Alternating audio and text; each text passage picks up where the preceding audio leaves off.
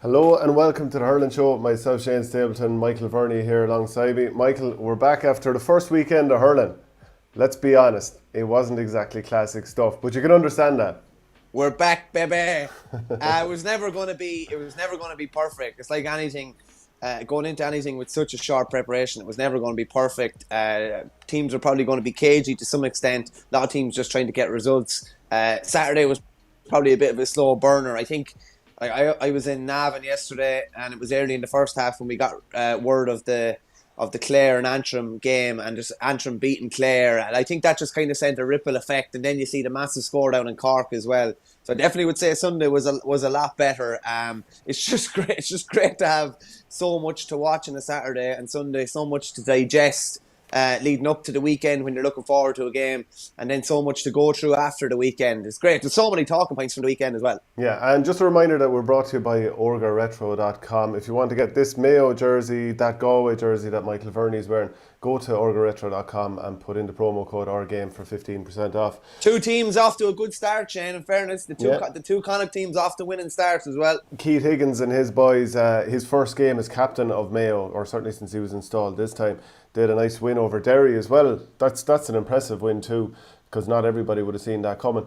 But can I ask you, how many games did you manage to cram in over the weekend? So I started off Saturday watching Galway Westmeath, left during the second half, rushed over to Parnell Park to watch Dublin Kilkenny.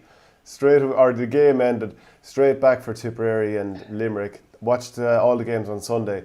My brain was absolute mush, more than normal after all of that hurling. I'm trying to just remember what happened in what game here. Yeah, I watched all of the Westmeath Galway game. Like, generally, you wouldn't maybe normally watch that whole game, but because it was the first game and everything was back, you just wanted to see that. I don't have BT, so I ended up listening to KCLR for the whole Kilkenny Dublin game. I watched the whole Tip and Limerick game on telly. I was in Navan, as I said yesterday, for Offaly and Meath.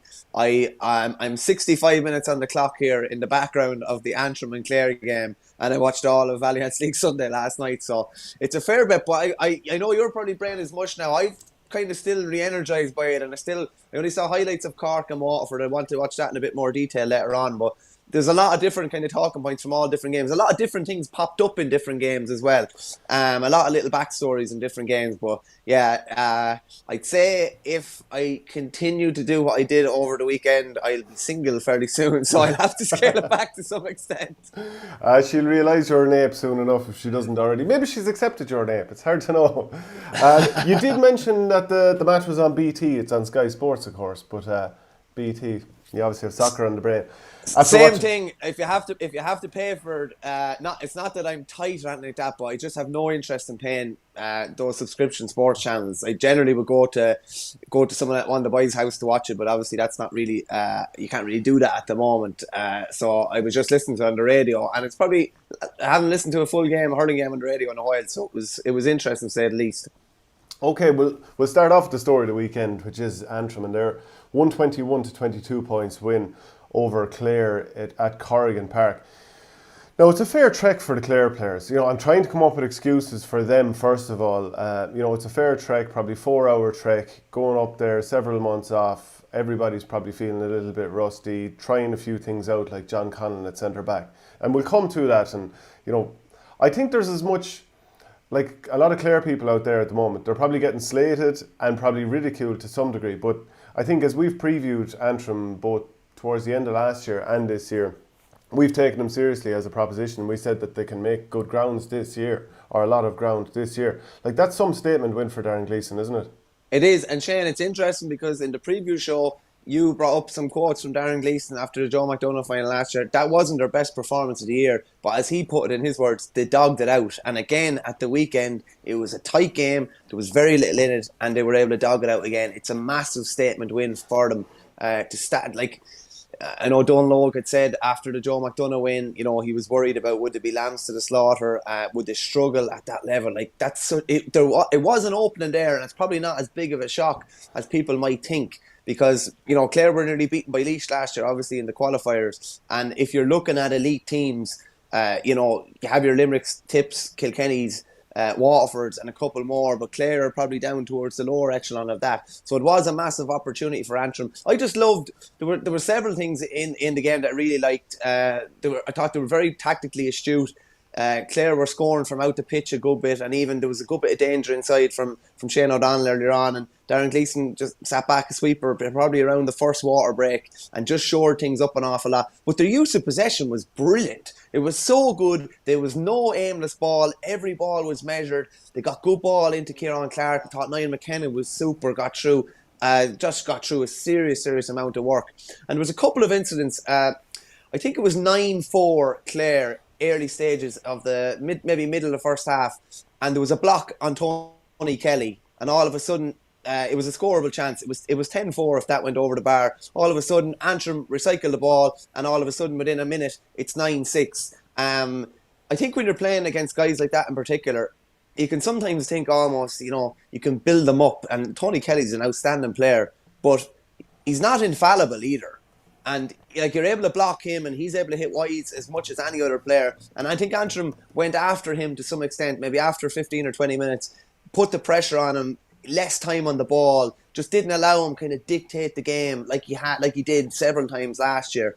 And there was another good block on him in the second half as well. And it was morale building stuff for Antrim. They got in some of these big plays, and as you said, like we talked before, big plays don't have to be like big shoulders and big tackles or anything like that. A big block, a big hook, something like that. And in fairness, this wasn't a smash and grab or anything like that. Antrim were with them the majority of the way and just pulled away. But I just thought it was an outstanding team performance. The use of possession was brilliant. That Neil McManus point in the second half, I know he had a bit of a breeze behind him, and Corrigan Park is probably a bit shorter than maybe, Crow Park or whatever, but just an outstanding point, and they were so economical in front of the post as well.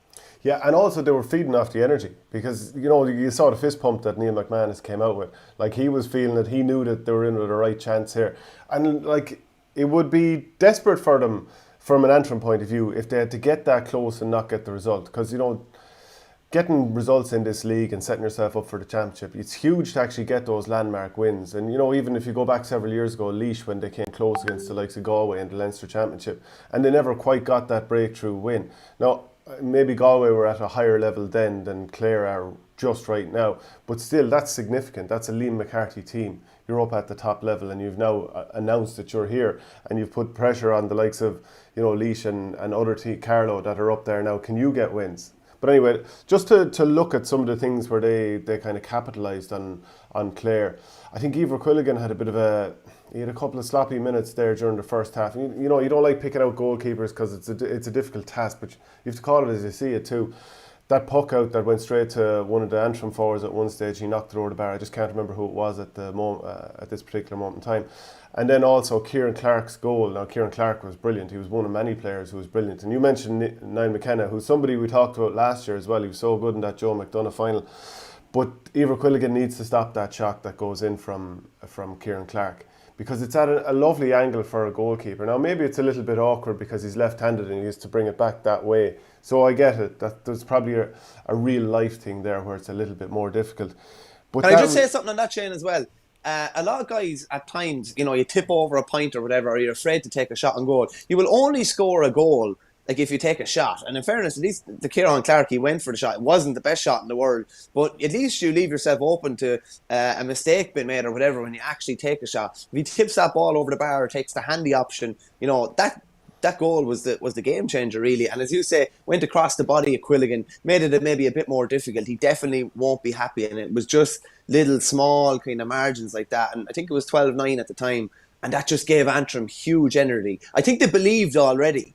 They did believe, but when things like that start happening and you get in big plays on Tony Kelly and the likes, and even Aaron Shannon went through in the second half, had a goal chance that kind of snuffed them out, and I just think that builds huge confidence. It's a huge win for them, massive win. Yeah, and just even looking at the players who got the scores, like Kieran Clark, as I said, he got 111. Keelan Malloy got 3 points. Neil McManus 3, including 2 frees. Conal Cunning got a couple. Campbell and McCann, they scored as well. So they had a lot of players pitching in from different areas. So now we have to talk about the John Conlon to centre back move.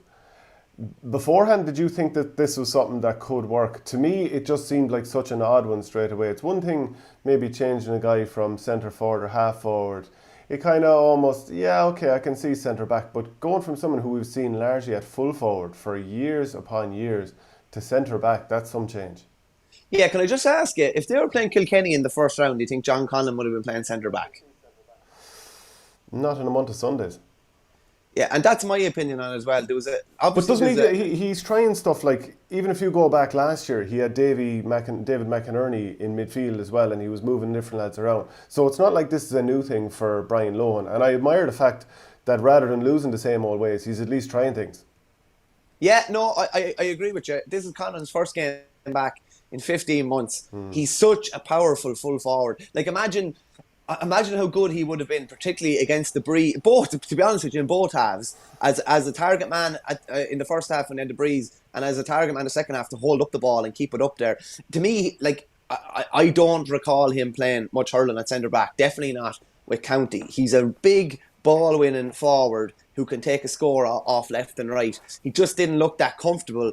I just think a bit of a fish out of water. Like, will they persist with him centre back now? That's the kind of question. Or when maybe Pat O'Connor comes back, or when David McInerney comes back, will one of them go centre back, and will Conlon go back up full forward? That's kind of the question. But it was a big risk to take, and I wonder, did Antrim see that as a small bit of a slight against them, that they wouldn't be trialling someone like that if they were playing, Wexford, or if they were playing Dublin, or if they were playing Kilkenny in the first round. But it definitely didn't have that impact. And even there was 3 or 4 balls that were around his feet, and he went for roll lifts and things like that. And when you're doing that in the full forward line, you're probably doing that with your back to goal and you have a man behind you. When you're doing that at centre back, you have a man in front of him, left, right, and behind him as well.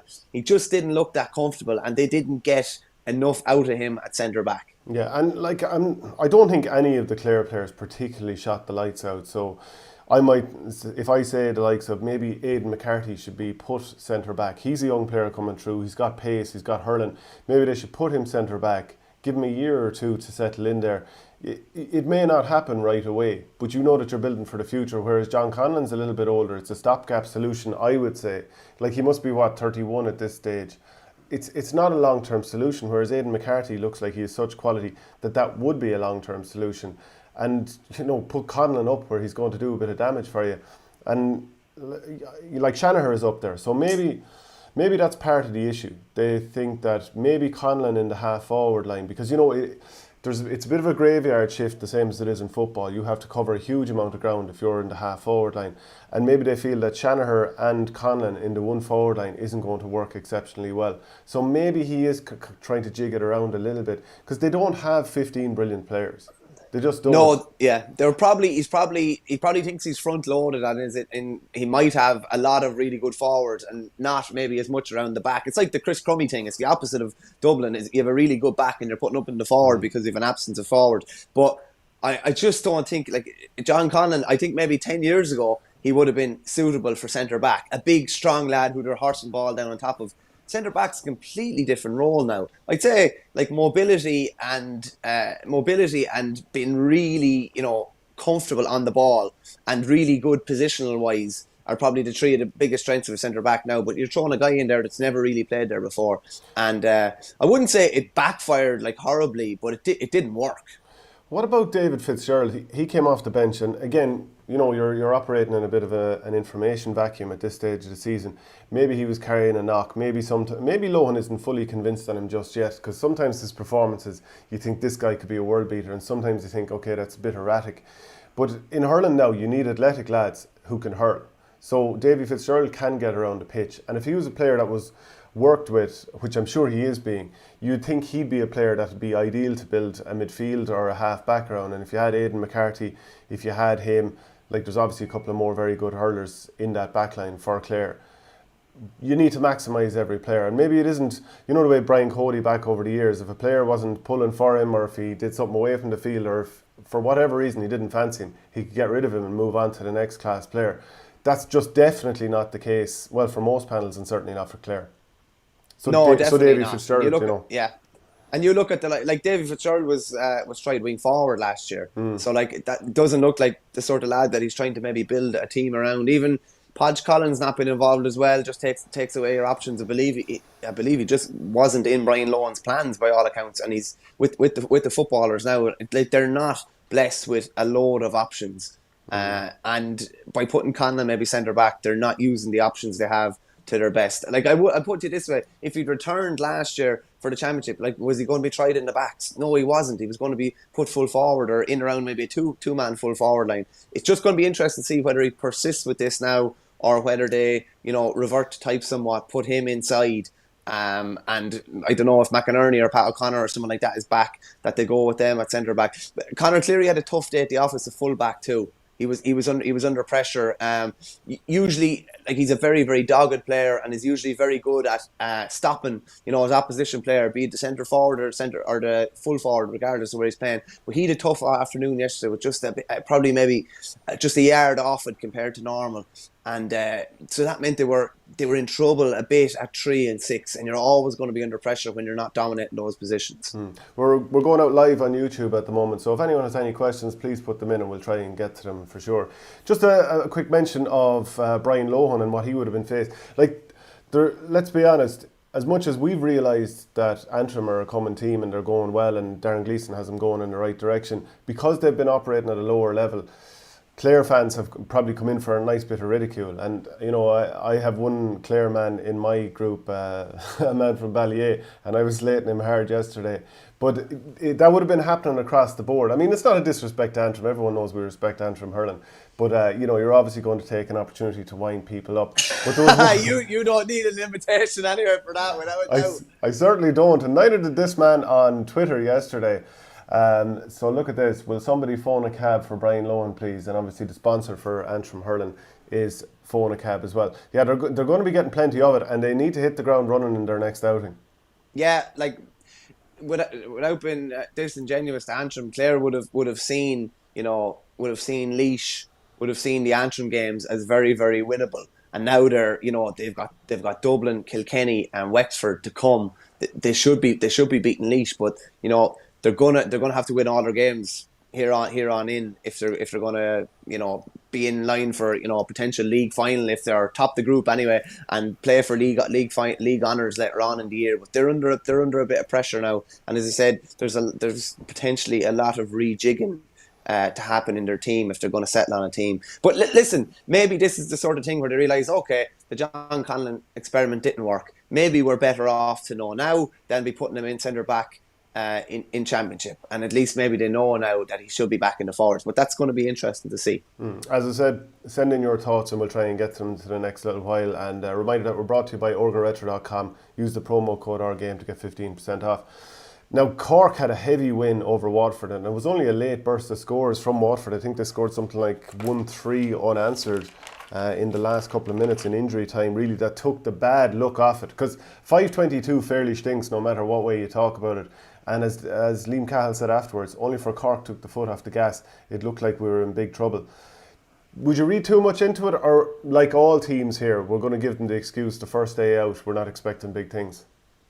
I'd read a bit into it. There's probably, beating All-Ireland finalists outside of Tip, Kilkenny maybe in recent years have really struggled, particularly teams that maybe aren't accustomed to success have struggled to back it up. So there's a bit of a pressure on Waterford this year that wasn't on them last year. Got to an All-Ireland final last year, beat Kilkenny, pushed Limerick in the Munster final, beat Cork in the Munster semi-final as well. So all of a sudden, there's a small bit of pressure.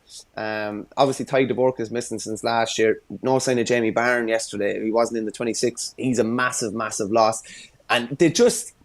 Yeah, there was a couple of bad enough defensive mistakes for a couple of the Cork goals, but the energy that Waterford need to bring to the table just wasn't there. That kind of the ravenous kind of tackling that they were doing last year just wasn't there. And then on the flip side of it, Cork looked a different prospect. Now, obviously, one swallow doesn't make a summer, so you can only judge on what you saw the other day. But I pulled up a couple of quotes I had from Ben O'Connor last November. I actually rang him the week of the Dublin game last year, so they were after being beaten by Waterford, and this was... You had him in bad form, basically. Yeah. So he laid the gauntlet down to their forwards, and this is what he said. He said, there's some of them up there, and we won't name names, but there's 2 or 3 of them that if they have a chance of getting any bit of a shot off, they'll get it off rather than giving it to the man in the right position. Take Limerick against Tip, for example. Keane Lynch was blown for throwing the ball at one stage, but he was after getting a hand pass and he turned and he didn't even look at goals. He turned and popped it off his shoulder to Grohl Hegarty, who was running in. If that happened in Cork's forward line, there wouldn't be a hand pass like that. That's what the issue is. Even the last day we had chances of goals at the end, 2 or 3 chances, and if that was Tip or Kilkenny, to go for the jugular. Now, if the only thing you took away from Cork and Waterford yesterday was all Cork wanted to do was go for the jugular. Oh, a bit like Galway. They were just looking for goal after goal. And this was the most amount of goals that they'd scored since they scored 6 against Derry in 2003 in a league game.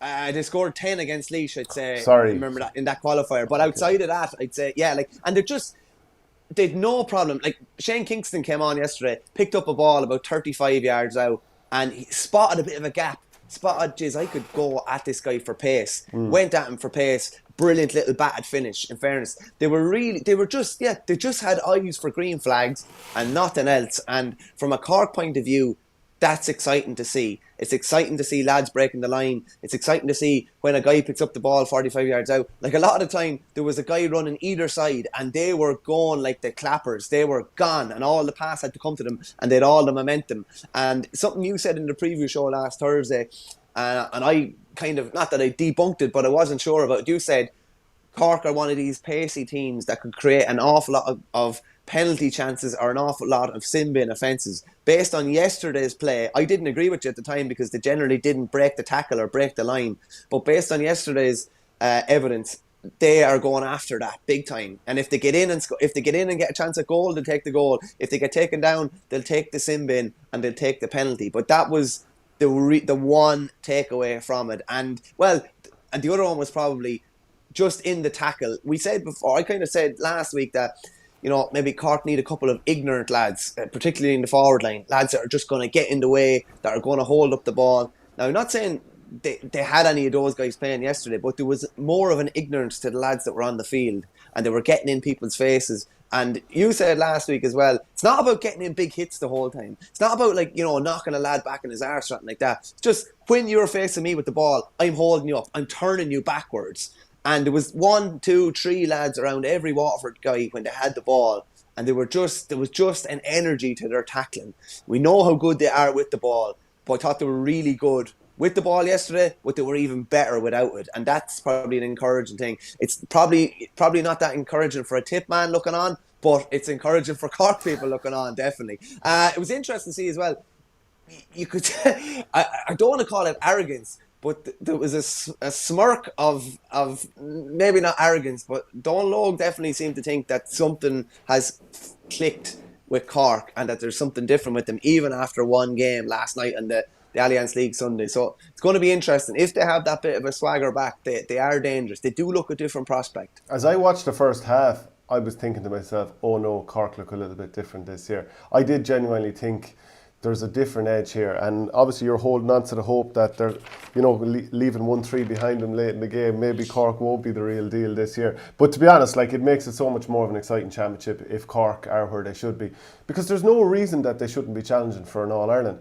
I'm just going to run through some of their scorers, and we'll touch on different things as we do so. So Patrick Horgan scored 12 yesterday in that tally of 522, but just a point from play, and I think that's the fact that you put up 522 and only from play your main man scores a point. I think that's kind of nearly a good thing, a reassuring thing that other lads will step up. Alan Connolly came on and scored a couple of goals. Young player Robbie O'Flynn won 1. Shane Kingston came on and got a goal. Jack O'Connor the same. Darragh Fitzgibbon 3 points. He was very good at times. Tim O'Mahony, we talked about him, sometimes he did brilliant things. He got a couple of scores. Shane Barrett, Seamus Harnedy, and Luke Meade, right? So Luke Meade I thought was very important in and around the centre forward spot, because he's got lovely hurling, he's got lovely pace, and he's clever, and he throws the ball around very, very well, and I think he can be a very important player for them. And you know what? He's selfless, Shane, isn't he though? And they need a couple of those guys. Yeah, exactly what Ben O'Connor said. These players are just constantly turning and thinking, can I get my own score? Whereas now they're turning and there's someone coming off the shoulder. And did you notice as well, they were never small players, but the increased athletic look of these Cork players, like the 2 cornerbacks, Niall O'Leary and Sean O'Donoghue, they're absolute tanks. They were always in good nick, but they're absolute tanks now. Mark Coleman is probably bulked up. I think that was your brother actually tweeted yesterday. Paddy T tweeted that there was a few guys in particular that looked like they haven't been short of a few bicep curls over the winter. Evan Nyland from Galway is probably another one.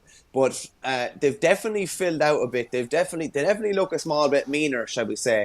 And like we know how good a hurlers Cork have. They've some of the best hurlers in the country, and they're dandy. If they add, I've said it for a couple of years now, if they add that little bit of a physical streak to them, they're dangerous.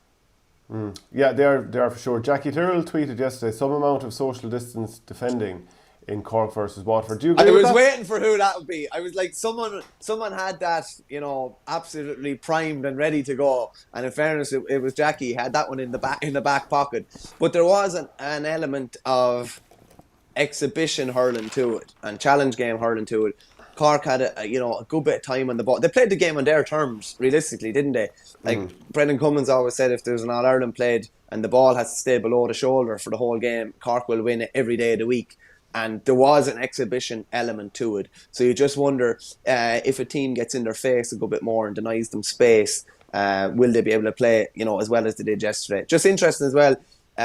I actually thought Shane Barrett scored a point in the second half, and I was sure it was Patrick Horgan. The similarities between the two of them, he actually scored off the left under the stand, going into the far end in Páirc Uí Chaoimh. The similarities between them two are ridiculous, I think. But there's just a couple of more. They've introduced a couple of kind of fresh faces.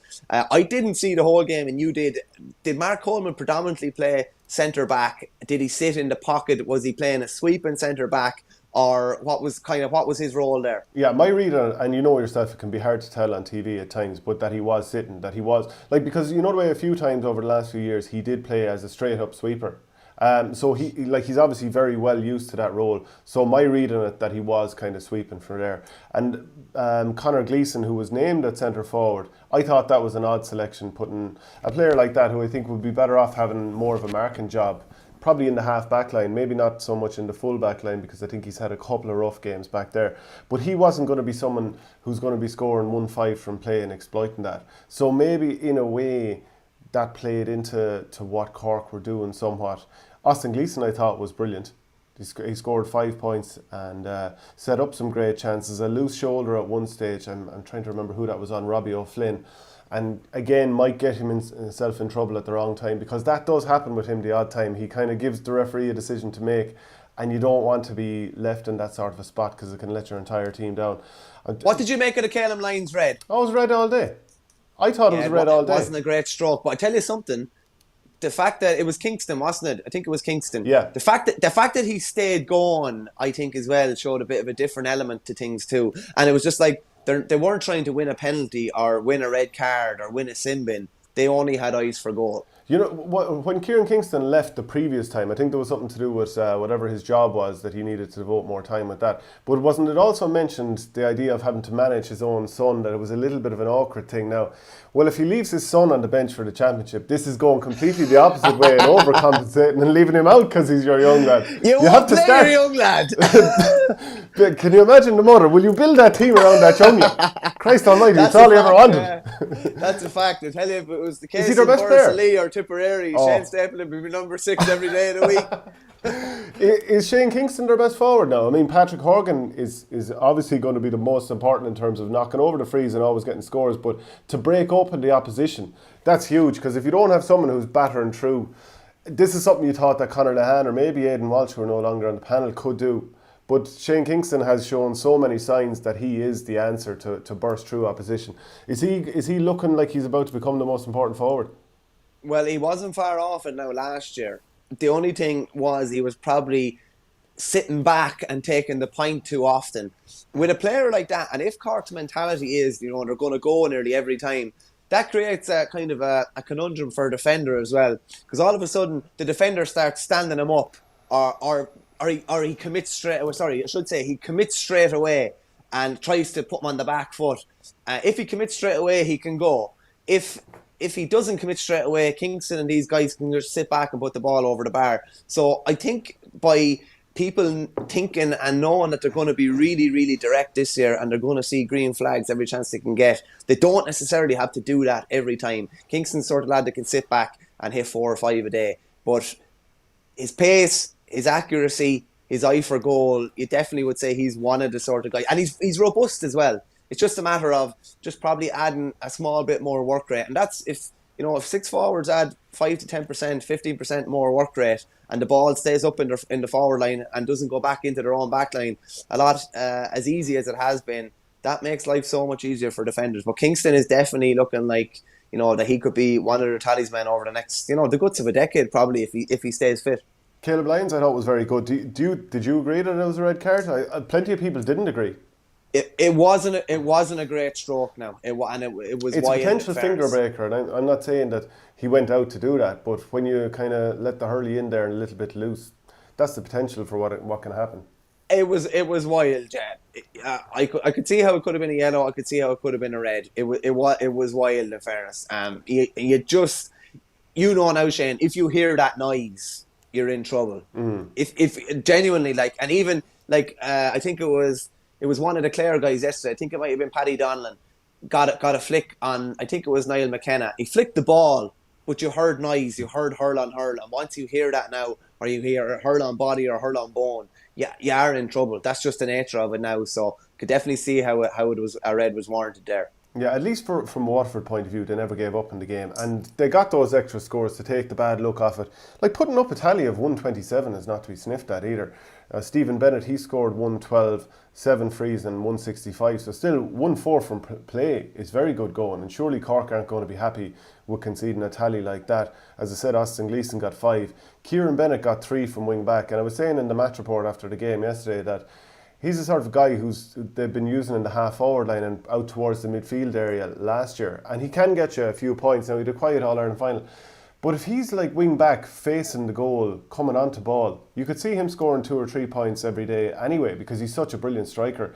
The only thing is, because you're not that tall, it's going to be a tough job. You can get kind of targeted for, let's say you're against Groat Hegarty. That's a difficult matchup, for example. Now, they probably wouldn't leave that matchup, but I'm just saying, if you're not a requisite height as well, it allows team to look for mismatches. So where do you fall on that? Do you think he's a good enough hurler to be left there? He's obviously a good enough hurler to score.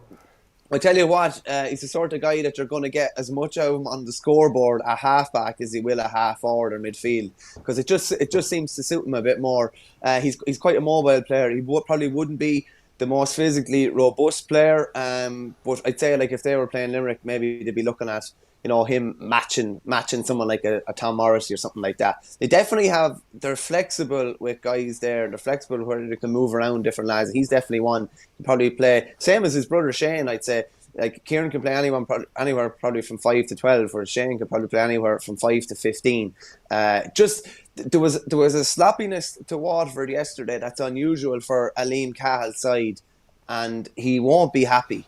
He definitely will not be happy. And as he said, if Cork hadn't taken the foot off, there was a respectability on the scoreline after that may not have been, realistic. They conceded 5 goals. I put it to you this way, that was like the old style Waterford before the sweeper came in.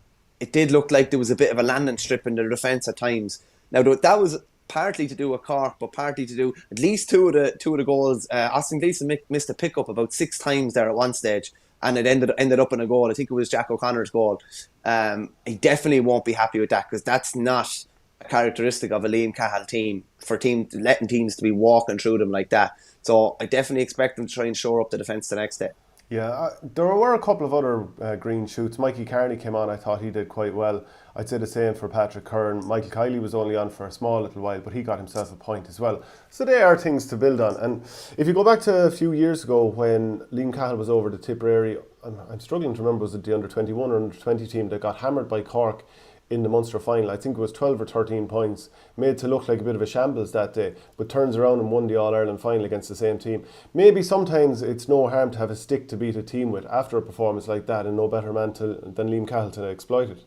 They're brought back down to earth now. We were in All-Ireland final last year. That's completely gone. We're going to have to build a bit of a new team now. We have a new keeper. Billy Nolan's first out, conceding 5 goals. There was very little he could have done about any of them, but that was a tough afternoon for him. Here the Daly probably had a tough afternoon at centre back as well, but he does have a stick to beat them with now. Lads, we know where we are now. We know how, we're at the bottom of the mountain again. We were near the top of it last year. we have to put the shoulder to the wheel again here, and we need to try to turn things around quite quickly. But I would expect them to. There was a lot of, do you know when a lot of things go wrong for a team, but they're almost the sources of their own downfall. It was a lot of their own mistakes that cost some of the goals and cost some of the big plays. Is it a hangover even from last year? Because, remember we used to talk about Tipperary in 2009 got to an All-Ireland final, and it was like, right, just take the next step the next year and win it. And they got annihilated by Cork the next season. Maybe they went in a little bit flat. And no better team to put you to the sword than Cork, because they always have free scorers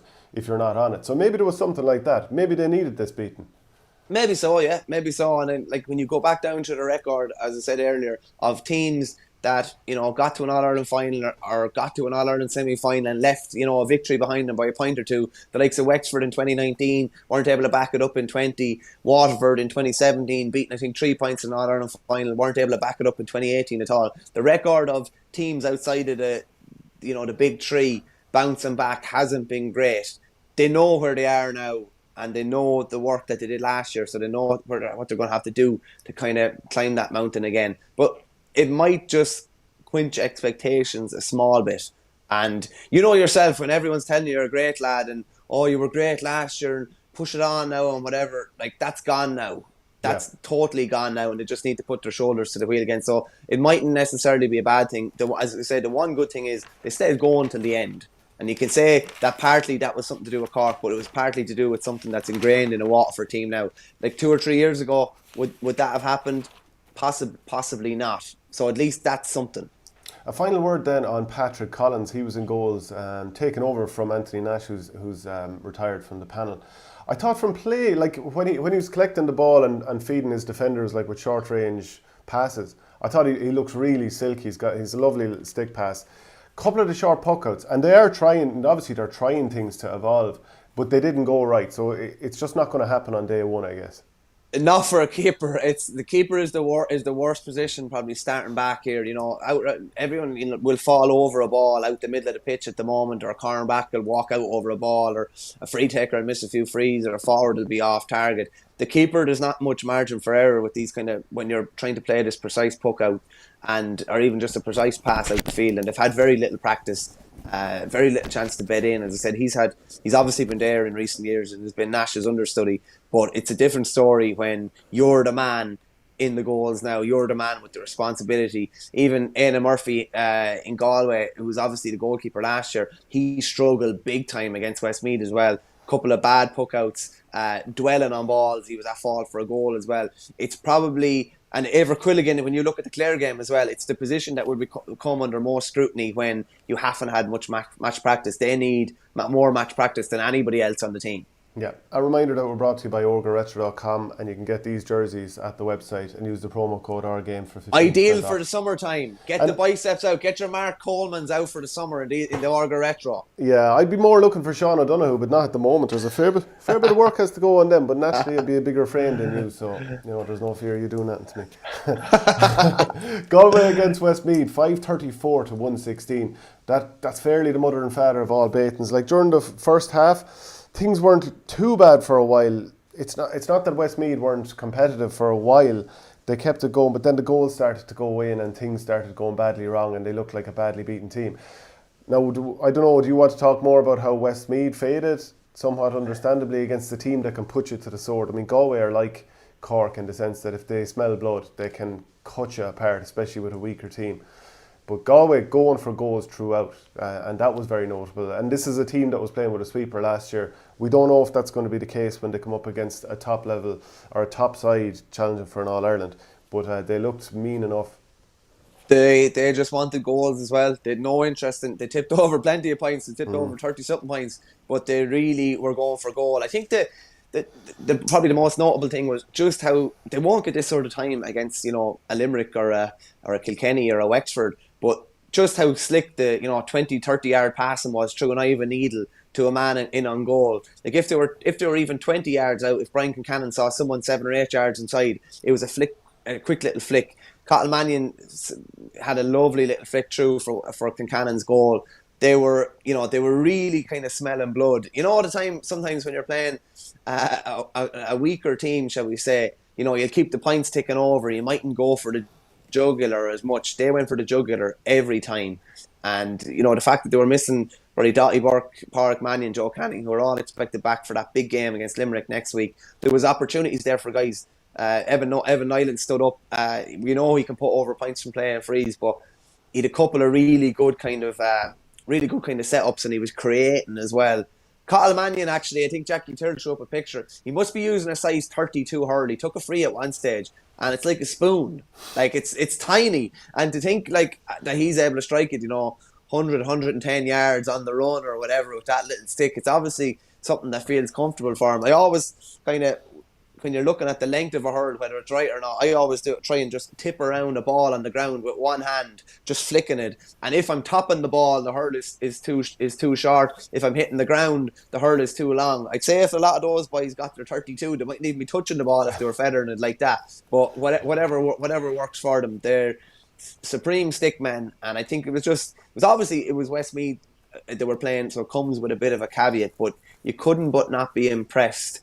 And a lot of guys kind of took their chances. Brian Conlon looks like he's on similar form to last year. We said in the preview show, Shane Cooney was actually quiet enough, but Shane Cooney, Brian Conlon, Sean Loftus, these guys have all had a decent exposure now at county level. But last year, and even some of them the year before, they'll be expected to kick on massively. And I think they'll be expected. It can't be relying on the Doughty Burkes, the Pádraig Mannions, the Joe Cannings at this stage. Guys that are coming. Pádraig Mannion's obviously not, but Doughty Burke and Joe Canning are a bit older probably now. They need to have new guys coming through. It comes with a caveat because they were playing Westmeath, but it definitely was a very good positive start. And it just looks like if they get a chance at all, if they can smell blood in around that goal, they will go straight at you. Yeah, what do you make of that point from Kieran Doyle? If we want to talk about a positive for Westmeath, I think it was Davy Glennon hand passed it out of a ruck to him, and he just doubled on the ball around the 45 over the crossbar. It was fantastic stuff. Shane, you wouldn't even try that in training if me and you were pucking around or something, let alone try it in a training game, a challenge game, let alone try it in a league game. It was outrageous, and it wasn't, the only time you generally see a ball doubled on now is if, keeper makes a save, lad comes in, doubles on it so he doesn't get hooked or whatever. It was just very natural, kind of a freestyle thing to do. I think you're going to struggle to see a better score for the rest of the year, genuinely. An amazing score, but terrible decision making, because he was more or less on his own. He could have just caught the ball and threw it over the bar. But yeah, possibly so. And if he caught the ball and struck it on his right, he had a free shot. But I think that's what you love sometimes, lads. Sometimes you just don't think. And when you don't think, there's a possibility for a stupid thing to happen. There's also a possibility for something really cool like that to happen. I'd never seen that happen in a big game of any description like that before. The only time I ever remember anything like that happen was I was only a young fella. I was in third year playing senior colleges against Kieran's. I was 15, and they had all the big hitters: Richie Power, Cha Fitz, and a couple more. And I remember Cha throwing on a hand pass for this lad. Sean O'Neill was his name. Sha O'Neill. And he threw it on to him, and he was right hand on top. And he just flicked it over the bar like that from about 45 yards without checking stride. And I was nearly just like that. Just like nearly wanted to go over and shake his hand at the time. But that was the last time I'd ever seen a point like that scored. Like, have you seen anything like that scored? And where does it rank among the great scores? Like someone said to me the other day, I think it was Hugh Kennedy. I think Hugh Kennedy's his name on Twitter. He said, still not as good as Owen Quigley's point. And I said, Owen Quigley took a touch now and was standing when he struck it. This was straight volley job, so I think this was even better than Owen Quigley's point. Yeah, but you have to work with whatever way the ball is coming to you. Like, Owen Quigley had to take a touch. There was no opportunity to just double on it because he's fit. I actually think that Owen Quigley point might be up there with the absolute best of them. Like, it really was sensational. I remember, didn't Henry Shefflin double on a ball? Someone maybe hand passed it or flicked it over the top to him and he pulled on it first time. I think that was a fairly brilliant one. Was that against Wexford?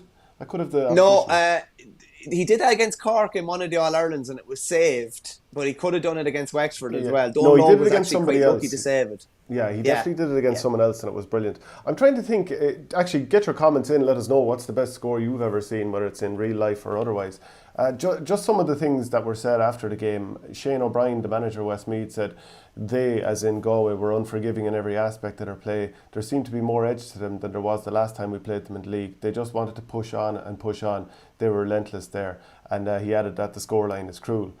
Shane O'Neill obviously likes to play things down, and so he should, and he goes about the players. They were in great form coming back. They were in extremely good condition, which you could see there as well. Like, they did look in rude health, didn't they? Like, physically, they looked brilliant. And just before I throw it over to you, Evan Nyland scored 13 points, 10 frees, and some of those frees were brilliant. Like, it doesn't seem to bother him where he takes them from. And it says something to me that very quickly, or very soon after he kind of gets involved in the Galway senior team, now he played some games last year, but he takes over the frees, and it's almost unquestioned straight away, and you're like, well, of course Evan Nyland's going to take this. He's so assured on them. You wouldn't be thinking this is a guy who's going to hit one or two and maybe they'll give it over to someone else.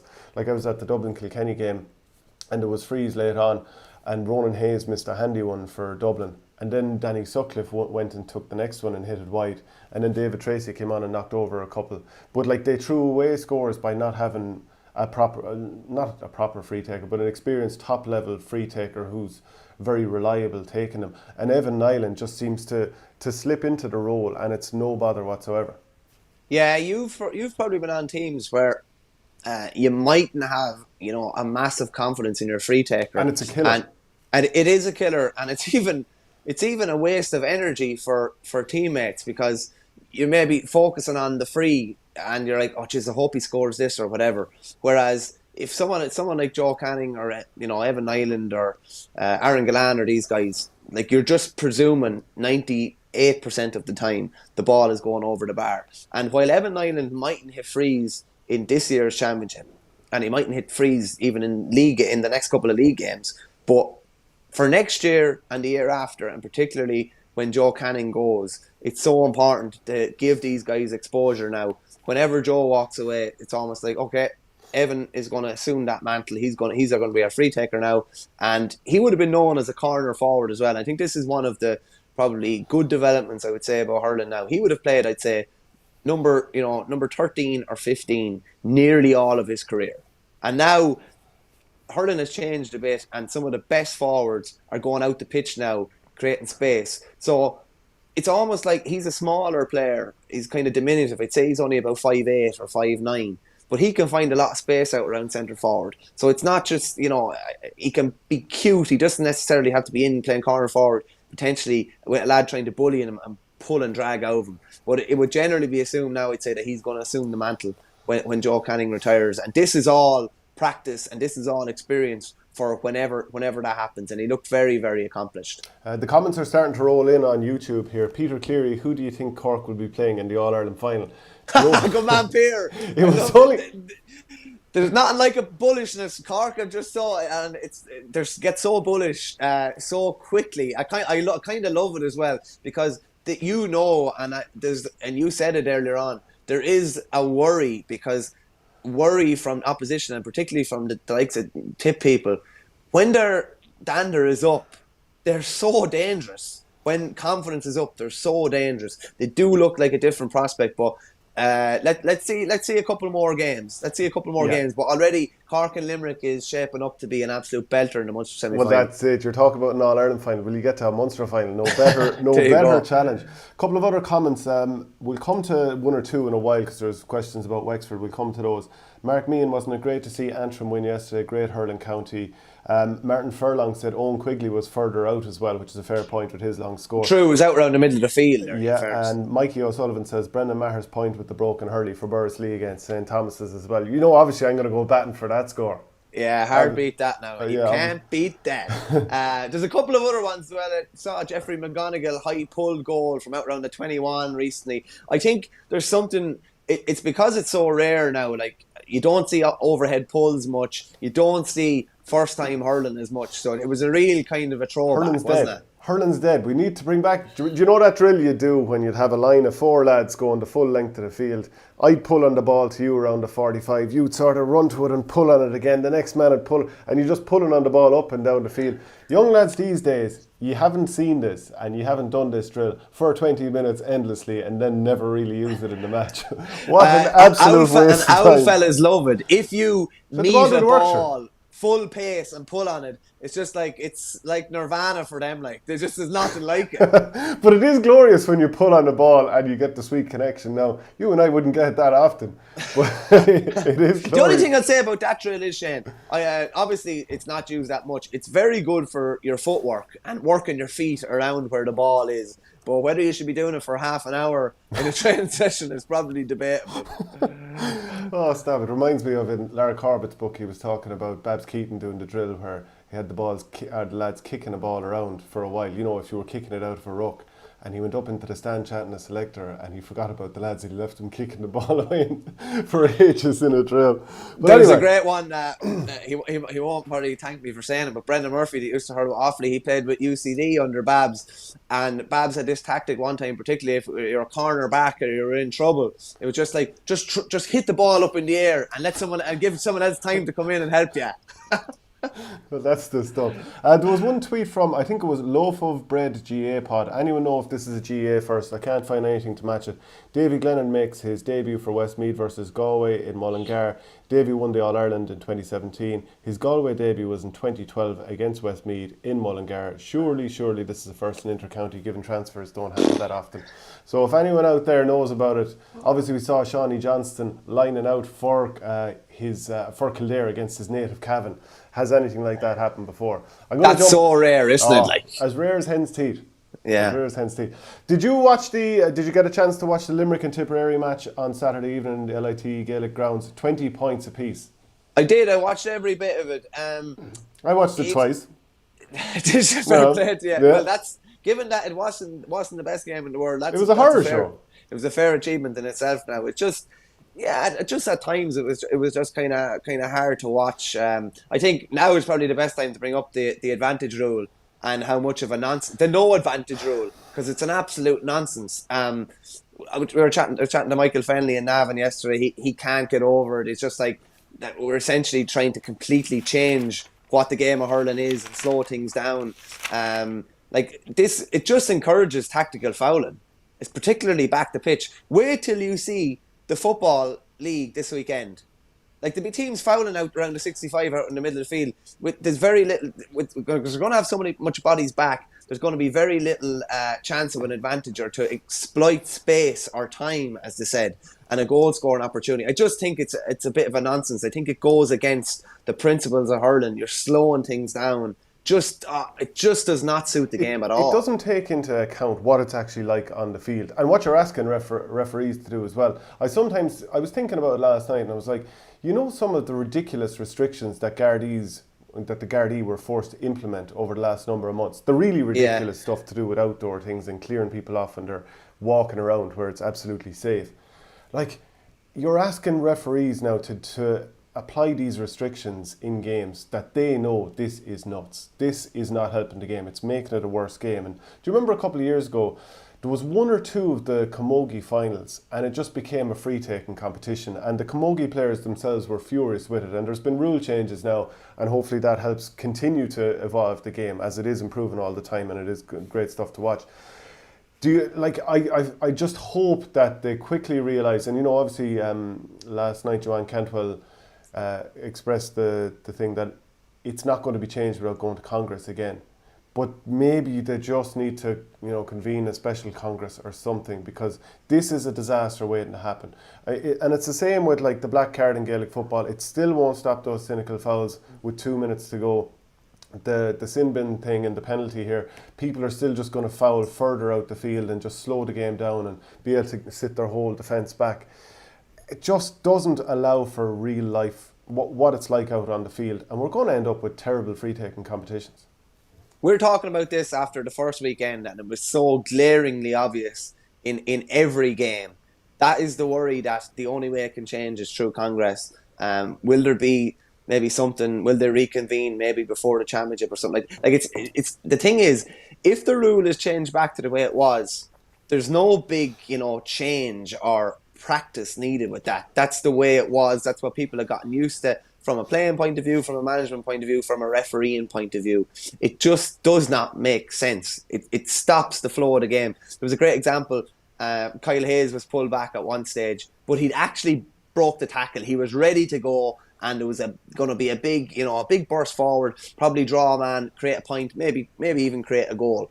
And instead it was a free. It's just going to slow things down so much. That's the opposite of what we want in our games. The great thing about hurling is how free flowing it is, how fast things can happen. So you're blowing for that free. If you hadn't blown for that free, 5 seconds later, Limerick could be potentially in a goal scoring opportunity. That's what we love about hurling, how quickly things can happen. I was sitting down at the Offaly-Meath game yesterday and just looking at it. And when you're at a high scoring hurling game, things happen so quickly. You could have 3 scores in a minute.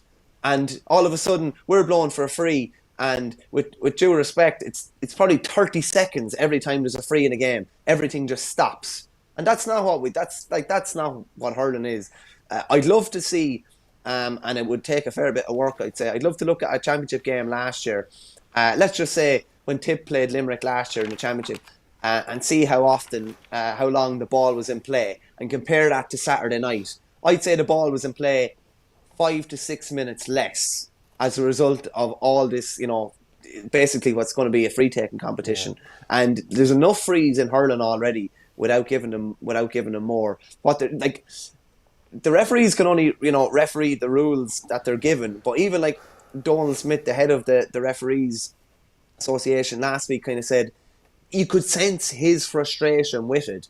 And it was almost like we have to do, we just have to follow the rules. And that's like, as you say, the guards, the restrictions. You have to follow the rules. That doesn't mean they're right. And if they're not right, they have to be looked at. Well, we should unite in protesting against them in some way. And the Sunday game came out hard against it. And a bit like, the European Soccer League, the Super League was proposed a few weeks back, and Sky Sports went nuts about it. And, I think led the charge in terms of bringing down the European Super League.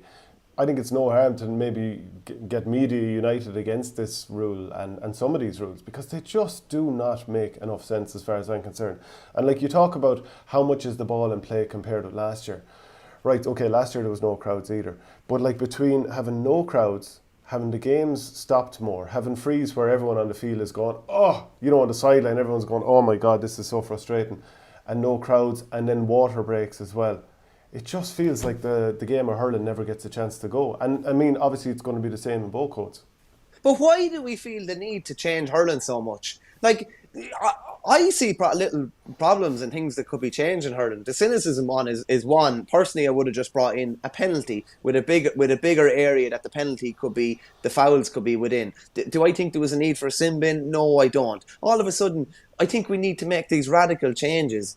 And Brian Cody was asked actually Saturday about cynicism and that, and he kind of pointed the finger at the media somewhat, and that they were the ones kind of driving it. And I don't necessarily disagree in some circles, to be honest with you, but we an unbelievable championship in 2018. I think we had a great championship in 19. At times, I think last year we had a brilliant championship. Do we need to be changing hurling so much? I cannot for the life of me see why we need to make what are seismic changes to a game that is so good and entertains so many people. Why change if it's broken, change it. If it's not broken, leave it. If you think it's slightly broken, make a slight change. Don't make some big, needless change when we don't need to make any big changes to hurling. Hurling it's not fine the way it is. There are tiny little tweaks, and any tweaks that can improve the game are great. Don't go making radical changes that changes a brilliant game. And think of the unintended consequences.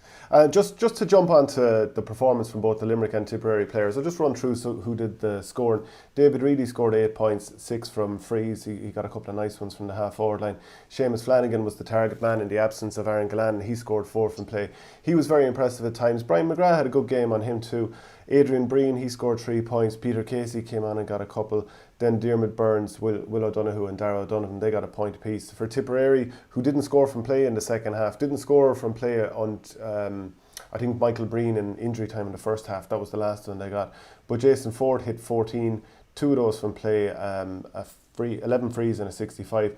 Ronan Maher from the half back line scored 2, 1 was a free. Then Michael Breen, Dan McCormick, Willie Connors and Niall O'Mara, they got a point apiece. But that kind of fairly sums it up to Tipperary struggling to score, didn't do it at all from play in the second half. And something that stood out to me is that Bonner Maher played full forward for a lot of the game. Now they were switching around as every team does. I can't remember one good ball going in front of him, being popped in front of him. You know the way Seamus Flanagan or Aaron Gallan when he's there, or Adrian Breen, there's lovely like crossfield ball where it's almost impossible not to get on the end of it, and you're already almost half turning and throwing it over the bar. I don't think Bonner got a ball like that at all. Neither did Jason Ford or any of the other, like Willie Connors. I think one of the few chances that he got, now he did score a point, was he did this brilliant slide out to the side, chopped the ball up into his hand, Austin Gleeson style, turned, and the strike didn't go over. But you're not exactly thriving on great service there. No, and that was the case with Seamus Callan at times last year as well. The ball going into the edge of the square was not what it was in 2019. The only thing I will say is there was an energy to Tip yesterday. There was, I think they were tactically a bit cuter as well. They let Limerick have the puck outs a lot. And once the cornerback or the fullback hit the ball, there was a press then. They decided to press kind of around maybe probably between the two 65s. That's where they pressed. That's where they put the pressure on. They let them have the ball in the full back line, which I thought was an interesting tactic. And it worked quite well. When you know what you're doing, when everybody knows what they're doing and knows when they should press. Like there was a stage there that Aaron Costello was hit a puck out. And I think he missed the roll up maybe twice. And there was still nobody near him. They had no interest in the ball until it got within a certain zone, that kind of middle zone that Limerick have become synonymous with. So, like, I'd say from your own point of view, from a Tip point of view, I'd say you were a lot happier, number one, with the type of player that they had playing against Limerick, and number two, with the style of play and how they adapted to Limerick. The only thing, and I tweeted it the other day, I think it would have been psychologically very, very damaging to them if they'd lost the game, and it did look like it was building towards a Limerick win. A draw would to me seem like more of a victory for Limerick, but at least it wasn't a loss for Tip. If Tip had lost that game, having thrown an awful lot at Limerick, I think it would have been a worrying start. It's an okay start because they got some sort of result out of it. Yeah, I with Tipperary being 19 points to 14 ahead. Just after the water break, Jason Ford had put over a free from the sideline at that stage. You should be seeing a game out at that point, shouldn't you? And it's not as if Tipperary brought in players who were completely untested off the bench. Noel McGrath had come in, and he didn't really get into the game. Looks trim, Shane. Looks very trim. Dylan Quirk, probably a couple of fumbles. Keane Darcy didn't really get into it. Again, playing on the inside line, but there was no decent ball going in there. Mark Keogh went in, didn't really impact the game, and Paddy Maher came in just there for the last couple of minutes because Brian O'Mara, who did quite well at wing back, the Tipperary just kind of faded out of this game, which I thought was quite disappointing. But at least they didn't lose the game, because you just, as we keep saying, you don't want to get used to losing to these teams, especially a top team like Limerick. They will use that. I mean, I'm sure there'll be a reference from here on out from Liam Sheedy when he talks to his players. Look, we've shown we can live with them. And he's probably going to be pretty happy with how Brian McGrath did overall. I mean, he was thrown to the wolves sometimes. And not because the players kind of left him completely isolated, but because Limerick worked the ball so well. At times there's just going to be unbelievable ball going into the inside line, and you're kind of left on your own. I thought he did relatively well and won a couple of balls against the head. I thought Barry Heffernan did pretty well. I mean, himself and Kendi were out last year at key times. I know Heffernan was back for the Galway game, but there was key times when those two 6 foot plus powerhouses weren't in the team, and Tipperary suffered for it. So it's pretty clear that there's now more energy in this backline. Like Cathal Barrett obviously is a live wire, Brian McGrath is a young man, Barry Heffernan's able to move, Brian O'Mara is able to move, Seamus Kendi is, and Ronan Maher back out at wing back, which is an interesting one, that Ronan Maher was back out wing back and they decided to go with Brian McGrath full back, where he played underage, but doesn't necessarily play there for a lot more Castellini. What do you make of that, having Brian McGrath full back, young man throwing him in there and just seeing how you get on? Yeah, no, I thought he did well the other day after a difficult enough start. Wasn't any of his own doing. There was just an awful lot of space in front of Flanagan, and Flanagan's very hard to deal with. Like, we've seen the best fullbacks in the game, the likes of Dottie Burke, struggle with Flanagan before, so like there's no shame in that. But I thought he grew into the game really well. I thought Barry Hogan had a decent game between the nets as well. His puckouts weren't bad as well. They were both obviously making their debuts, so like I thought they were pretty good debuts against, you know, the best team in the land, in fairness. From a Limerick point of view, there were things happening in that game. Like I'd say Tom Morrissey was hooked and blocked more the other day than he has been in very the entirety. unusual. Because he's so good, and I tipped him as hurler of the year last year, or said that he should have won it himself, and Hegarty was a toss of a coin. But yeah, it was very unusual to see that he was struggling out there. But he still did good things, of course, but it just wasn't like him. No, it wasn't like him at all. And there was a lot of Limerick things like that just you wouldn't see that weren't usually like them. I thought Tipperary were very smart as well at times. The crossfield kind of diagonal ball, Tip nearly always had a half back sitting there, even if the Limerick half forward had drifted up the pitch a bit more. So they were filling those spaces, and all of a sudden when Dara Burns or Kyle Hayes or whoever looks up, that space has been filled, and it's been filled by a tip man. So all of a sudden that kind of out ball that Aaron Gallan usually runs into, or Peter Casey usually runs into, was kind of taken off the table. So I think tactically Tip had it fairly spot on. I think it would have been very damaging if they'd been defeated. A draw is okay, and they'll go again, and they'll start introducing, there'll be a bit more experience probably coming back. And as I said, there was a nice blend of youth and experience, and the key word was they were mobile. They were mobile all over the pitch, and I think that's huge. And their tackling was strong, and it was in packs as well. Yeah. And there was an awful lot of pressure put on Limerick men when they had the ball. From a Limerick point of view, I suppose Cian Lynch is obviously going to be a starter, Gerard Hegarty is going to be a starter. They did have a big impact on the game when they came on. Limerick looked an awful lot more assured when they came on. But I think it was a nice kick in the arse for some of the Limerick boys. And I think the fact that they didn't lose, they still have the aura of invincibility, but any bit of complacency was probably taken away the other night as well. Particularly, wait till you see. It might not be next week, but over the next couple of weeks, Tom Morrissey will be a different player completely. Completely. He'll be back hitting 4 or 5 points a game. He's had a nice little rude awakening. Limerick didn't get beaten, but he had a nice, probably personal rude awakening, and he'll be back on top form in a couple of weeks. So put Mike Casey back into the team, Declan Hannon, Dan Morrissey, Cian Lynch, Gerard Hegarty, Aaron Gallan. Yeah, there you go. There you go. The forward line was light, Shane, the other day. What started was light. Well, Tipperary also have Callan and John McGrath to come back in there, and there's one or two others as well. Brendan Maher obviously wasn't playing. So there's a couple of players on both sides to come in, but I think Limerick will probably feel like they've got guys who are reigning all-star type players who are in the form of their lives to come back. Yeah, fair point, yeah. I just think, David Reedy would say started, maybe not used to starting, used to making an impact. There was a couple of guys like that. The likes of Adrian Breen probably put his hand up off limited possession, but probably when other guys weren't firing, Flanagan was the man. That was a great score he got around the 65 in the second half. A lovely little kind of team move as well. But you expect a lot more from Limerick this weekend against Galway. From a Tip point of view, at least it's not a defeat. They've banked that now. They know they can put it up to maybe Limerick. They know they have maybe a style of play or a system that will, stifle Limerick somewhat. So it's onwards and upwards for both. I think Dan McCormack, after his performance both in the half forward and in midfield, even if he's only on one leg, he'll never not be started against a team like Limerick again, because it's crucial. He got man of the match on one of the channels. By the way, Hefo67 came in with a comment.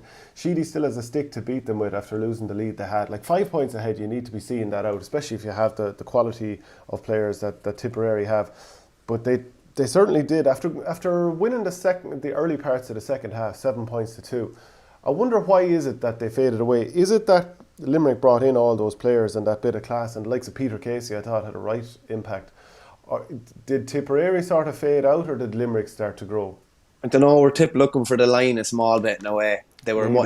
It did feel to me like Tip were hanging on. They weren't pushing for the line. Tip had 5 shots from play in the second half, and none of them went over. So, I mean, that's not overly impressive. But I think definitely green shoots from Tipperary. Just the work rate was really, really good, and an awful lot of turnovers that we maybe hadn't seen against Limerick. We did against other teams, but against Limerick that we haven't seen. And I'm looking just as well, Shane, Sheedy was pumped up. He was pumped up. Kylie was very, very relaxed. It did mean a bit more to Tip. Tip needed to make a statement of sorts. And while they didn't win, I do think that would be banked, and I think it's a nice little thing to have in the back of your head that, maybe they're not as good as we thought they were, or maybe we do have the players to frighten them. Yeah, so looking forward to those teams meeting again at some stage, possibly in a Munster final. Who knows how things will pan out. But Wexford beat Laois 4-17 to 10 points on Sunday at a very windy Wexford Park. And It's not like it to be windy in Wexford Park. I know, yeah. Like a beautiful venue and a great view out the back of it. But by God, it makes hurling difficult at times. It's like being in Salt Hill. Like there's always it's always a game of two halves nearly. Yeah, it was 2-6 to 4 points at half time, and Laois probably should have made an awful lot more hay with the wind. And in the second half, it was close at, I think it was like the 62nd minute. It was 2-11 to 10 points. So Laois had obviously kept in there. And we shouldn't lose sight of the fact that they kept in there. They weren't scoring freely from play at all. They scored just a point from play in the first half. Second half, PJ Scully got one from play. And I'm trying to see that anyone else... Paddy Purcell got one as well, yeah. Yeah, and maybe Ross King got one as well. And he was feeding off scraps inside. He's now known as Roddy King officially. Yeah, he's now Roddy King. Roddy King. The PG Carp commentator was calling that. Yeah, it's a great nickname. But then the rest of the game, from the 65th minute onwards, it became an annihilation. And is that actually a fair reflection of the difference between the two teams, how it went to 4-17 to 10 points? Is that a fair reflection of how the game actually went? Because was 2-11 to 10 points... Did that sort of paper over a lot of cracks for Laois, who are missing a lot of players this year? Yeah, no, I would say it did, to be fair. When Wexford needed to kick on, they had the players to kick on. And most importantly, when we talked about in the preview show as well, Wexford had energy yesterday. Wexford had energy and had bodies flying everywhere. And very similar to Cork, they wanted to break the line the whole time. They wanted to stay going. Rory O'Connor's goal was a classic example of that. I suppose Lee Cleare's sin binning as well was another classic example. Wexford wanted goals. Dee O'Keefe was in those attacking positions that he's synonymous with. And Mikey Dwyer was in around there, poaching in around as well. But Wexford were hungry for scores, I think, hungry to make a statement. I think that, when Wexford have gone well, when they went well in 17 and went well in 19, they hurled well throughout the league and they brought that into championship. And I think that's what they're trying to do here. They're trying to hit the ground running. They had a lot of enthusiasm and exuberance with them. Their game plan is high energy, high octane. If you're lacking energy, your game plan is almost redundant, because you need players flying around everywhere. There's a bit of freestyle to it. Lads are given, the autonomy almost to get forward or whatever. But you have to have the energy. You have to have the freshness to do that. And they had that yesterday. And with, you talked about Cork potentially drawing these penalties and drawing these sin bins. Wexford, the way Wexford played yesterday, they were a side that looked like they're going to go after that as well. Yeah, Rory O'Connor, when he came on, he was very good, and he was pulled down by Lee Cleare. Lee Chin as well, he made an impact in the game. David Dunn, I think he's one of these players who could definitely cause bother. But there was a comment in from Martin Furlong. He said, Wexford finally looked like they've unearthed a few players. Hernan midfield especially looks a good player. He got a couple of points. Seamus Casey was in goal, thought he did quite well. That was an interesting one, wasn't it? Well, Seamus Casey, a corner forward, like. Yeah, but like, I suppose in a way, you often think of a player who played in the forwards all their life and they get converted into a goalkeeper. That often happens because a corner forward tends to be a tasty stick man. Even a few years ago. Yeah. Do you remember when Kilkenny conceded penalties against Tipperary in the All-Ireland final? Who went into goals? That was the time when you could have three on the line. Who went in goals beside Owen Murphy? It was Richie Hogan and TJ Reid. It's the lads who were the tasty hurlers, the quick reactions, the silky touch, and they're comfortable under high ball as well. It's funny, Shane, because someone like Noel McGrath could stay hurling until he's about 60. He could just stand in the goals for 20 years if he wanted to. Yeah, you know what I mean? Remember there was talk, Owen Kelly, when he was finishing up as an outfield player for Tip anyway, there was talk maybe Owen Kelly would go on goals for Tipperary. He started his career there. That would have been a glorious prospect. But yeah, now you have my appetite whetted for Noel McGrath in goals. And if he's a couple of years in him left in him yet. But some of the other young players who did well for Wexford, Mikey Dwyer got a couple of goals. That first one, Conor Hearn had soloed through, hand passed it over the top. Beautiful flick from Mikey Dwyer. Conor Hearn got a couple of points. He was good. And the two wing backs, Conal Flood and Gavin Bailey. I think Gavin Bailey got man of the match on TG Carr. Thought they were quite impressive. But also you have to take into account that Laois looked very blunt up front. They didn't look like they had too many scores in them. So where to for Laois after a pretty heavy defeat like that?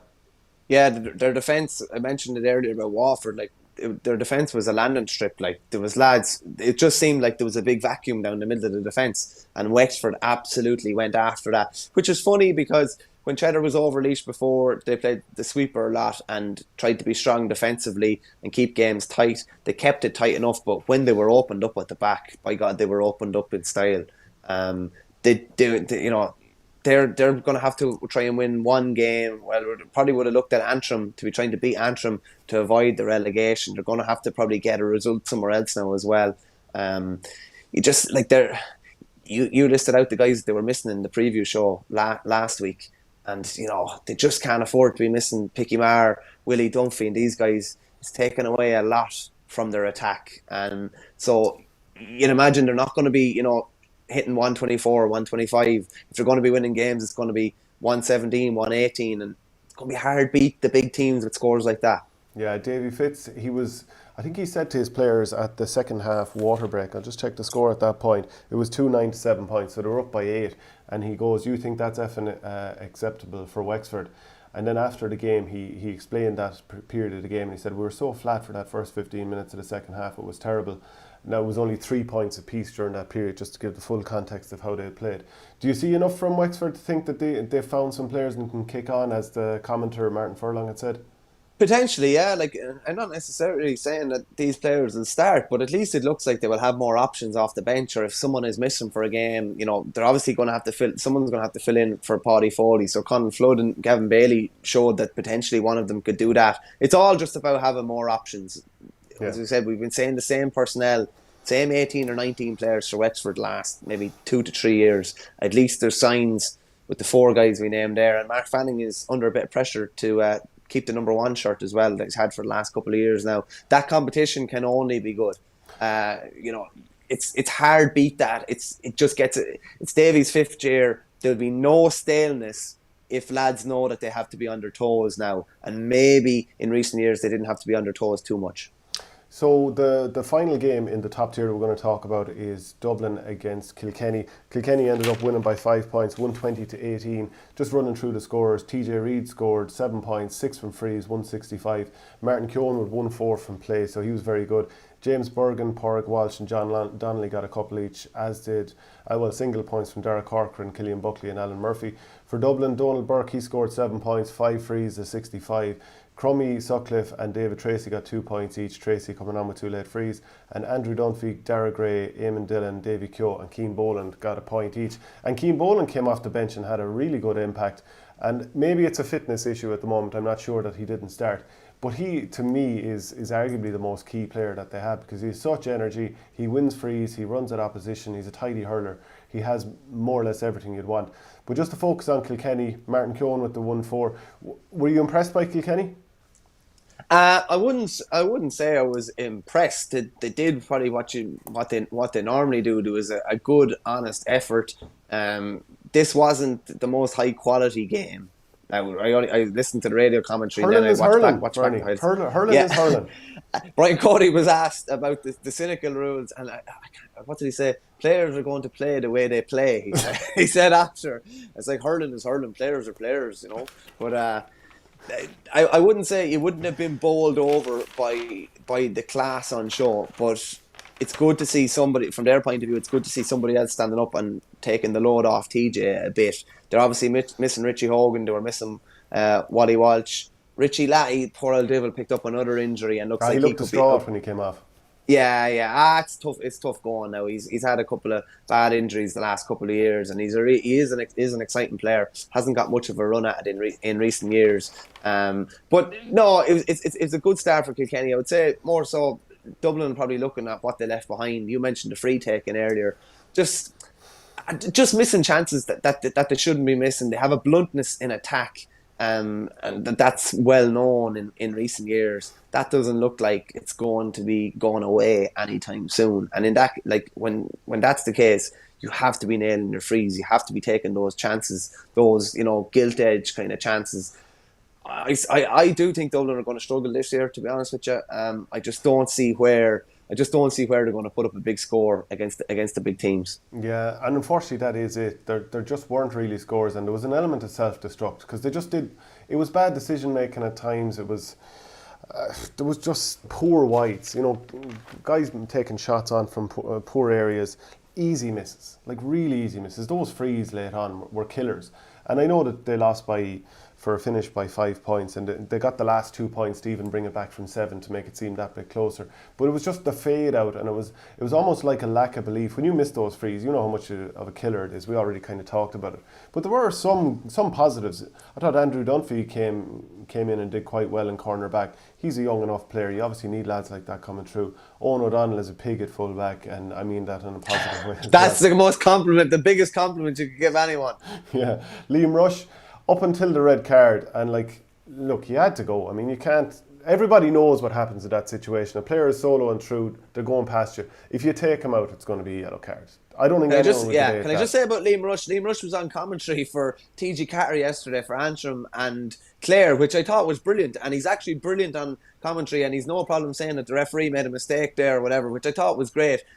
Just to have a modern player calling it as it is, watching, he was probably scouting 2 teams that he's going to be playing later on the league, so probably suited him. But I just thought that was interesting, and it's good to see guys being given a rein to actually do that and have a voice in the game. Yeah.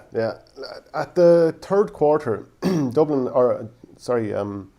think Kilkenny had gone 16 points to 12 ahead. Who was the mystery man, Shane? Who was it though? I know what you're going to say. Yeah, so Dublin got, just to tee that up, Kilkenny were 16-12 ahead, and then Dublin got 4 in a row leading into the water break in the start of the second half. So obviously this had been an issue last year, and we saw the fade out against Waterford, and I suppose against Dublin as well in the Leinster Championship.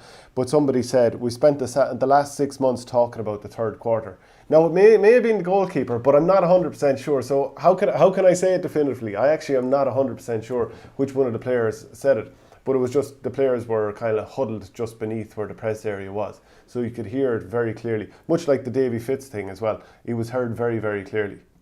By all accounts, Brian Cody was fairly animated as well at that 3-quarter mark too. They'd obviously talked about the third quarter fade out against Waterford in the All-Ireland semi-final last year, and it was something that they wanted to rectify. They didn't rectify it yesterday, but they finished with a big last quarter. Interesting, we'll talk about it in the preview show Thursday, but Kilkenny welcome Antrim next week. So that's going to be, that's a big test for Antrim. If they could pull some sort of result out of that, it'd be huge. Kilkenny, like they have done many times throughout the year, would love to cut a team down to size. So that's going to be an interesting one. And Darren Gleeson playing or managing against Brian Cody, having played against Brian Cody managed teams for years, obviously, and beating them in 16 and in the 16 final and beating in the 14 final. So that's going to be interesting too. Yeah, I thought James Bergen impressed in the corner for Kilkenny at times. Nicky Brennan, former GA president, Kilkenny player and manager and all that, he was sitting beside me. He's his clubmate from Connacht Shamrocks, and he was quite impressed with him too. And he's been playing well with the club and just seems a good quality lad. So I interviewed him a couple of years ago as well. He's a nice fella, so he did well. Martin Keown stepping it up again. So he was scoring 4 from play is not to be. And Cody missed 4 chances as well, Shane. Actually showed up well, but just wasn't on the target. He's a brilliant way of the ball is coming into him. He shows for it out to the side. Someone delivers it, and he sort of leans back and spins his defender. He's very good at doing it, and it was a feature of the play. I was very unimpressed with how Dublin conceded that goal, because it was a game at that stage. Let me just see exactly the time that the goal went in. So it was the 60th minute, give or take. So a ball went into the corner, just a bit too far away from the goal for the keeper to come out and claim it. But Martin Keown ran and got it right on the end line. And he had 2 players, I think it was Paddy Smith and James Madden, and they somehow managed to allow him back in between the two of them, and he just pulled the ball into the net. And that was a killer, because that made it 117 to 16. What was a very tight game. Would they have pulled him down last year? Well, irrespective of whether they pulled him down or not, you don't let him through. I mean, shepherd him out away from goals. There's no way that he should be allowed to go through and get in on goal. If you're a defender, you're protecting the goal. If he's going to get away, it's in every other direction except towards goal. So that's too costly. In tight games, you just cannot concede a goal like that. That was very, very naive, and the sort of thing that's going to kill your team. 100%. If you're a team that puts up 18 points... I will say, they wouldn't... there's a bit of trepidation now of just, oh God, if I pull him down here or take him down, I'm gone for 10 minutes and it's a penalty and we lose the game. Sure, just pull his Hurley. Pull his Hurley instead. Fair point. Fair point. That's the rules there now. When there's areas to be exploited, that's what's going to happen. But anyway, it's a good win for Kilkenny, and no doubt they wanted to hit the ground running. at the start of the year. And Brian Cody did praise Mossy Keoghan afterwards. He said he's one of those great, honest players, and 1-4 is a huge contribution. So obviously he's very impressed with how Keoghan did. So we'll see how the season goes for him. We'll jump into Division 2, 2A and 2B, and I'll just give a roundup of the scores and then come back to the game that you were at. Kerry had a heavy win over Down, 418 to 19 points. That's a fair trek for Down to have to make, and a long trip back up the road. Carlow beat Wicklow 319 to 17 points, handy enough for a finish. Donegal saw off Roscommon 113 to 111, and Mayo beat Derry 21 points to 119. There's actually a comment in there now. Offaly beat Meath 325 to 39. Now obviously Offaly are looking to get moved back up the ranks again, and they're down in the Christie Ring in the hurling championship. But Niall Fogarty said Clare are the new Offaly. He suggests that Clare are going to go down that route, and we kind of touched on it last week. A couple of Clare people had suggested to me that things were going very much in the wrong direction for the medium term future. Yeah, listen, guys that have a really intimate knowledge of what's going on at Clare at underage level are probably, better equipped to comment on that maybe than me or you, but I definitely would respect that. Like, if people had asked me 5 or 6 years ago, like, how are Offaly going to get on, I would have been pretty pessimistic, being honest, and it's kind of materialised. People would have said when Westmeath beat them in the round robin, I think by about 10 points, they would have said, "Oh, this is a rock bottom," and I said, we're going to have a good few rock bottoms, unfortunately. But in fairness, at the yesterday, Offaly were very impressive. Oisin Kelly got a goal inside a minute, but they were still trailed at the first water break. It was 6 points to 1-2. Then 1-11 without reply. Owen Cattle, my own clubmate, was on song. Liam Langton was very good in the forward line as well. Oisin Kelly was dangerous. And the game was over at half time. It was 2-13 to 7. Now, they did concede 3 goals in the second half. One was an own goal from Damien Egan, and the other goal shouldn't have happened either. But Offaly always had them at arm's length, and it's a good big score to put up.